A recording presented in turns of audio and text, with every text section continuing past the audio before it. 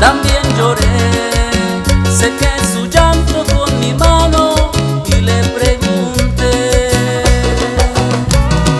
¿cómo te ha ido? Espero que bien. Me dio mucho gusto mirarte otra vez. No has cambiado nada, te miras muy guapa, te admiro, mujer. Y me contestó: